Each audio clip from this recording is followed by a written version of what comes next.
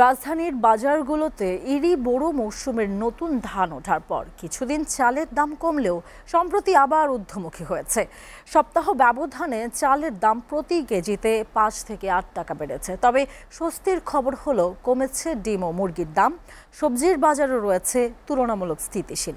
সকালে কাউরান বাজার ঘুরে দেখা যায় এই চিত্র। মামুন হোসেনের প্রতিবেদন, ক্যামেরায় ছিলেন হেলাল উদ্দিন।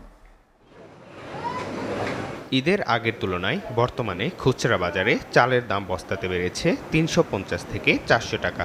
ব্যবসায়ীরা বলছেন, মিল মালিকদের দাবি অনুযায়ী ধানের দাম বৃদ্ধির ফলে চালের দাম বেড়েছে এবং ভবিষ্যতে আরও বাড়তে পারে। চালের বাজার দেখে ঈদের পর চালটা হঠাৎ বাড়তে শুরু করে।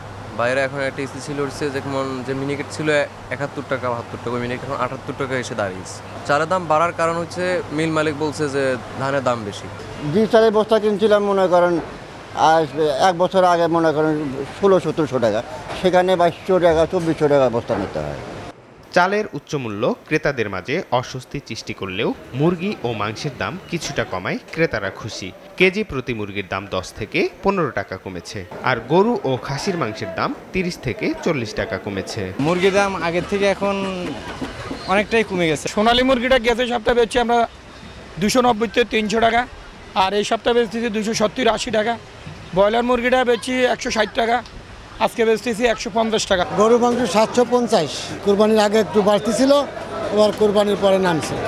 খাসি আপনার আগে 1200 টাকা বিক্রি করতাম, এখন আপনার বেচা বিক্রি কম, তো তারপরে আপনার মালের দাম একটু কম আছে, এই জন্য আমরা পার ডে 50 টাকা কমে বেচি। মুদি পণ্যগুলোর দামেও তেমন কোনো উল্লেখযোগ্য পরিবর্তন দেখা যায়নি। পেঁয়াজ, আলু ও অন্যান্য নিত্য প্রয়োজনীয় সামগ্রীও কম দামে বিক্রি হচ্ছে। ভুসির দাম কমছে, কিশমিশের দাম বাড়ছে, জিরার দাম কমছে, এমনি মোটামুটি সীমিত আছে। শুধু এলাচির দামটা সীমাহীন, লাগানের বাইরে।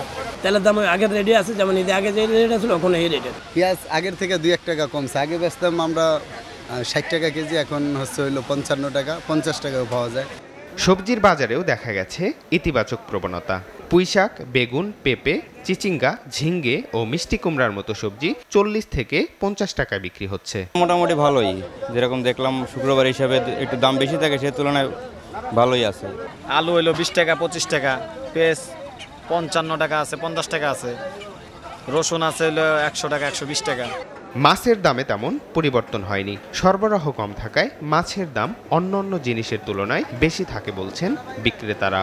মাছের আমদানি কম বলতেছে তারা, যার কারণে দামটা একটু বেশি। মাছের দাম মোটামুটি সাধ্যের মধ্যেই আছে আর কি। গত সপ্তাহের তুলনায় এই সপ্তাহ সেম রেটই আছে। এখন সব মাছে 10-20 টাকা বেশি আছে। পানি কম তো মাছের অবস্থা খারাপ, বাড়ে কম মাছ। মামুন হোসাইন, এসটিভি, ঢাকা।